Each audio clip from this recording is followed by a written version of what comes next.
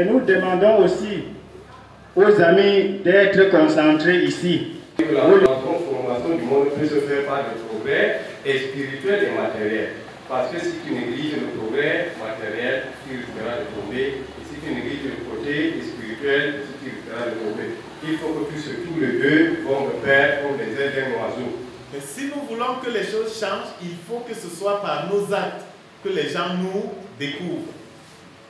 Quand on se pose la question, pourquoi ces jeunes sont si différents? Parce qu'on a vu ce qu'ils ont fait.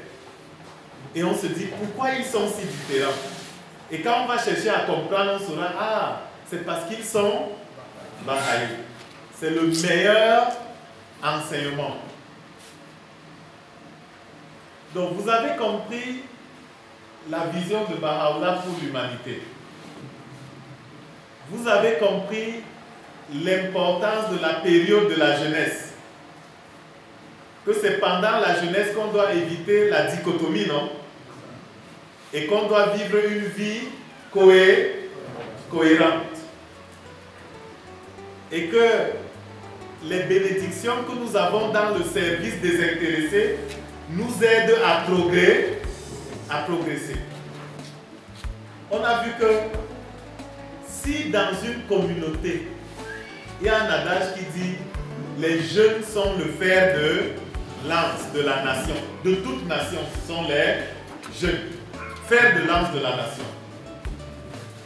Autrement dit, nous ne pouvons pas construire une communauté solide si les jeunes ne sont pas à l'avant-garde. Les jeunes doivent être à l'avant-garde de la construction communautaire.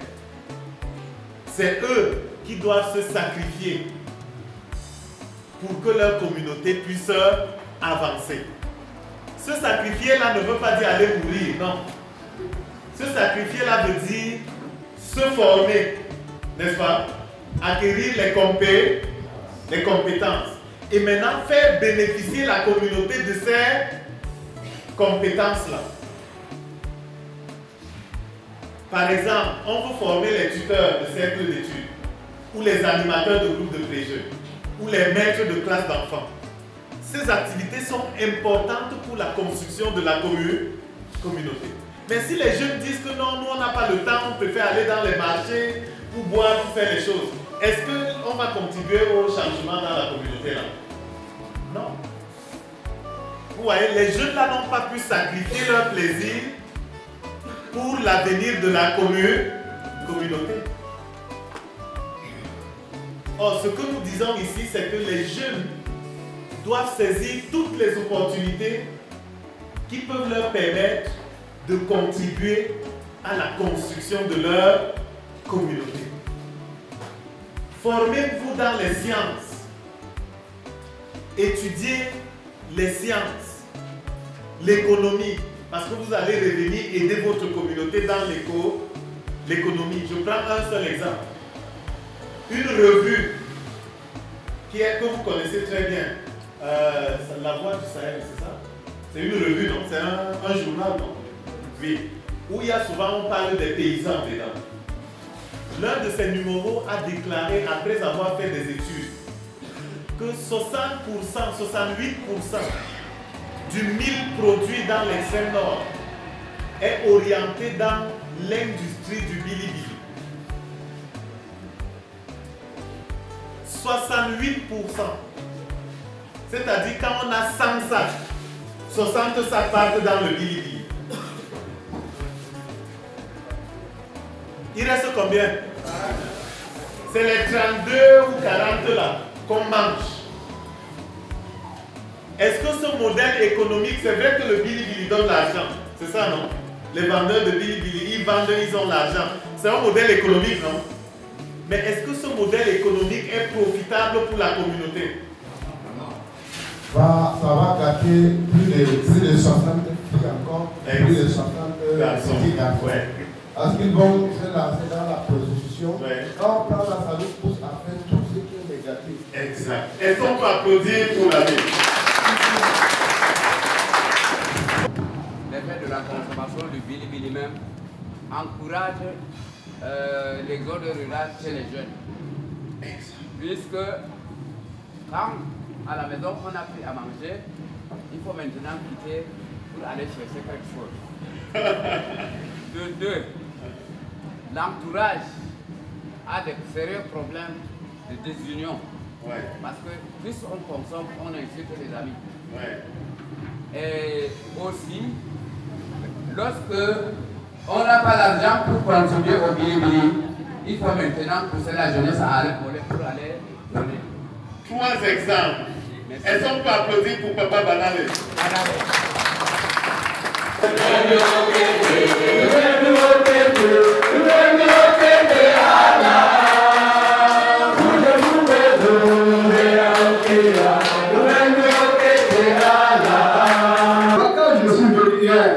Je suis très content. Je suis rentré, je vais me rentrer aussi dégager. Je aussi me connais. Je aussi me connais les travailleurs qui sont là. Et le village d'environnement, je me disais que quand je vais partir, je vais aller les exhorter. Et la belle nouvelle que j'ai reçue à la conférence. Donc, je veux remercier beaucoup. Chacun de nous assis ici, nous sommes dotés de talents et de capacités que Dieu a mis en nous. Et ces talents, ces capacités-là, s'ils ne sont pas mis en valeur, nous pouvons être la lumière du monde, tout comme nous pouvons être, si nous ne nous mettons pas en valeur, nous serons l'obscurité, nous allons conduire à l'obscurité du monde. Et pour que nous devenions la lumière du monde, il faut que ces talents, ces capacités, ces pierres précieuses que nous avons en chacun d'entre nous, que l'éducation permette leur permette de nous profiter. Et comme on l'a dit dans la citation, au début c'est un développement personnel, mais en évoluant personnellement, nous contribuons au bien-être de la communauté, le double idéal. C'est-à-dire que je travaille pour pouvoir augmenter ma capacité du mieux que je peux, mais je contribue aussi à ce qui peut faire avancer la société. Donc si nous avons toutes ces capacités-là et que nous ne sommes pas éduqués, on va utiliser ça pour voler, on va utiliser ça pour détruire, on va utiliser ça pour mentir, on va utiliser ça pour commettre les pires atrocités que l'humanité peut connaître. Mais si ces capacités passent à travers l'éducation, si nous subissons, si nous évoluons à travers le système éducatif, toutes ces capacités qui ont été mises en nous vont être utilisées pour le bien de l'humanité.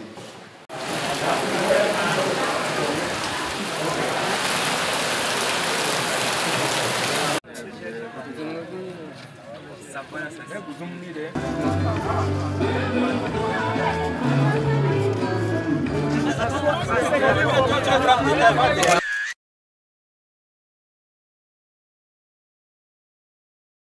ce qui concerne les thèmes effort et éducation, de LCD, de formation, on a vu le rôle central de l'éducation. On a dit que le rôle central de l'Institut a pour rôle de former les jeunes. Et c'est pour augmenter les ressources humaines. L'éducation au sens large est un facteur premier. Il faut à tout prix le placer au premier plan afin d'étendre d'autres aspects. Après avoir discuté, il y avait un qui a donc posé une question, essaie de savoir est-ce que l'éducation que nous entendons souvent parler, ça s'attend seulement à l'école conventionnelle ou bien même au quartier? Dans cette partie, on a dit à énumérer les 4 types d'éducation. On a dit l'éducation physique pour maintenir le corps, l'éducation intellectuelle pour la connaissance de la vie sociale et spirituelle pour acquérir de bonnes qualités et éthiques pour mémorialisés. Comment fait-on pour s'envoler sur les sentiers de service, nous les jeunes? Le processus de plan de développement, c'est à l'avantage d'avoir mettre les jeunes. Ils sont les protagonistes de ce plan. Donc, ça veut dire que tout le travail que nous allons mener durant le plan de développement, c'est d'abord les jeunes qui sont placés en avant. Parce que nos parents, comme on disait, ils ont déjà fait leur part. Les canaux d'enseignement sont, on a le mouvement des jeunes, mouvement des femmes, mouvement des jeunes. Alors, à Bézois, en implémentant tous ces différents canaux, on s'est rendu compte que le canal qui marche le plus, c'est le mouvement des jeunes. Alors, comment ça se structure? Déjà, au niveau de la localité, chaque assemblée spirituelle locale a mis en place une équipe appelée équipe de facilitateurs qui a la responsabilité d'organiser, de superviser et d'accompagner les mouvements de jeunes au sein de la localité. Le calendrier, juste après le rencontre, le calendrier est déjà établi. Maintenant, ce que vous faites, vous suivez continuellement le calendrier. Il y a des jeunes qui ont dit non, nous on va faire l'agriculture. On va faire notre champ de maïs pour pouvoir avoir un peu d'argent. Il y a d'autres qui ont dit qu'ils vont faire leur champ de légumes pour pouvoir avoir un peu d'argent. Donc c'est les activités économiques. Mais ils discutent aussi des aspects professionnels. Parce que les jeunes, parfois, ils sont au désarroi, ils ne savent pas qu'est-ce qu'il faut faire. Mais le fait de venir ensemble et d'explorer, est-ce qu'il y a des opportunités professionnelles qui peuvent exister, est très intéressant. Je me souviens, un des groupes de jeunes disait que eux, ils veulent être des chauffeurs taxi, non? C'est ça? Des chauffeurs de moto-taxi. Et ensemble, dans le groupe, ils ont discuté de l'importance d'être moto-taximan et comment on parvient à devenir moto-taximan. Et ils ont vu que non, avant de devenir moto-taximan, il faut passer par une école, une auto-école, non?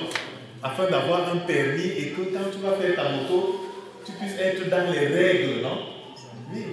Donc ils ont discuté de ça pour aider justement ces jeunes-là.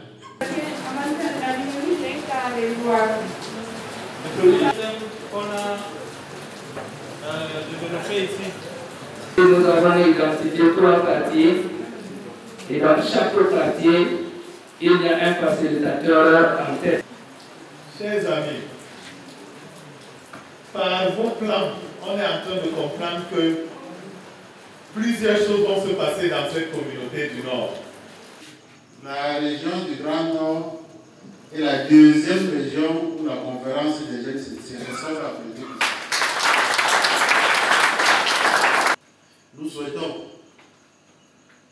que chacun d'entre nous puisse retourner à son domicile dans de très bonnes conditions et avec la famille, avec les amis, commencer à mettre en œuvre toutes les résolutions de cette conférence. Je ne veux pas finir sans remercier. On a dit que le monde est des hommes. La majorité des participants dans cette salle-ci, c'est les hommes. Mais il y a des femmes qui étaient à l'ombre de cette conférence ici et qui se sont assurées que le petit déjeuner soit prêt à 7 heures. Qui se sont arrangés pour que le repas soit prêt à 13 heures comme dans le programme. Qui se sont arrangés pour que le dîner soit prêt à l'heure.